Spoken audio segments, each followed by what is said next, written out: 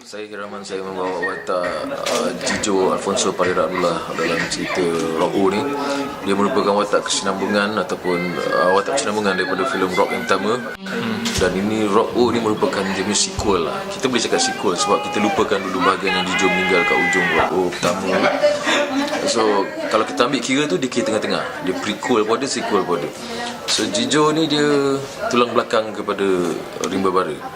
Jadi sejak Zack berhenti dah kahwin jadi postman, Rimba Bara pun tak tentu arah. Sekali Amy Mak Piah yang dibawa oleh Q datang bersemangat nak bina balik.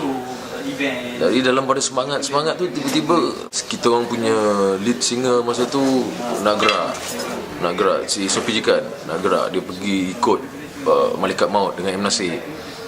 Jadi kita orang ni terkapai-kapai. Amy Mak Piah macam biasa dia menawarkan dia jadi lead vokal. Dan akhirnya Rimba Bara ni berjuanglah dekat KL macam biasa, ada pengurus apa semua. Lalulah liku-liku kehidupan sebagai rockers di Kuala Lumpur.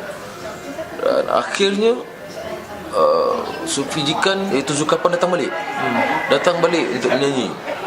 Di sini satu penggambaraan lagi. Sampai akhirnya Rimba Bara berjaya. Kira dapat masuk final juara lagu. Kira berjaya lah.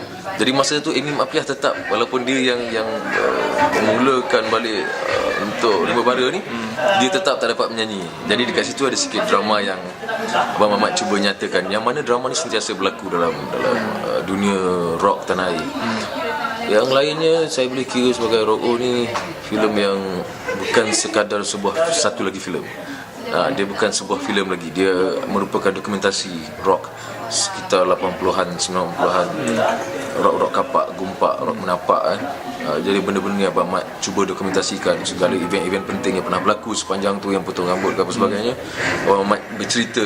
Jadi ini memang permainan Abang Mat pun. Abang Mat memang dia suka, dalam pada dia buat rock, dia suka benda-benda yang parody, benda-benda satire. Benda ni diselitkan sekali dalam filem Rock O, yang mana secara tak langsung kadang-kadang kita usik-usik lah, kita jentik-jentik sikit keadaan isu semasa. So sejauh mana rasa kematangan daripada Rock O yang pertama kan? So jarak dia dalam 2-3 tahun selepas tu kan. So pastinya Rock O yang kedua ni pasti ada kematangan yang diserap oleh K dan juga cabaran-cabaran yang dihadapi. Watak ataupun Rock O ni sebenarnya dia matang bersama filem.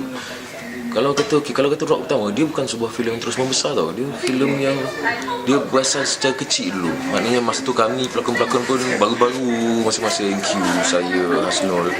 Q pun filem ketiga masa tu. Saya boleh katakan pertama lah sebagai watak-watak yang utama. Orang tak perasan sangat. Jadi lama-lama baru orang perasan filem rock tau. Bila main kat raya, main kat TV. Jadi orang perasan. Jadi filem itu juga matang. Pelakon-pelakonnya juga secara tak langsung jadi matang terhadap watak yang diorang pegang masing-masing.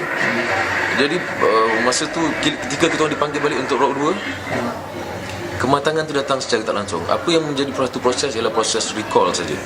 Macam mana cara kita bawa rock, watak-watak dalam rock pertama. So kita recall benda tu dan kita praktis balik.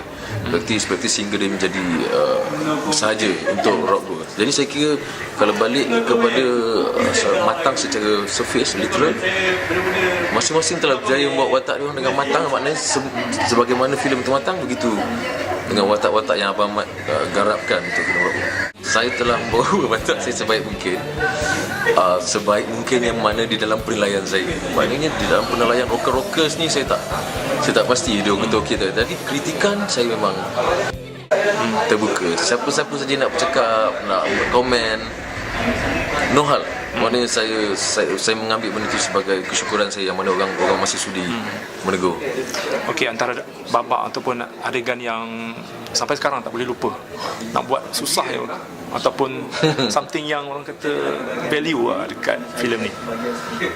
Saya rasa bangga. Bukan rasa bangga macam mana, saya rasa saya seolah-olah boleh merasakan apabila bagaimana Awi dan Amy lalu, Awi Wings dan Amy Search lalu ketika diorang terpaksa potong rambut tahun 80. Dia ibarat satu simbol lah. Rambut yang gugur ke bumi ni macam satu simbol yang sangat dahsyat bahawa rock gumpak mungkin sezaman saja. dan nampaknya macam gitu. Jadi segala-gala rock gumpak menampak ni adalah berlaku balik ni hanyalah macam satu kenangan-kenangan yang kita impikan, igaukan. Macam Pop Yeye kan, kita buat balik ada satu kenangan yang kita igaukan.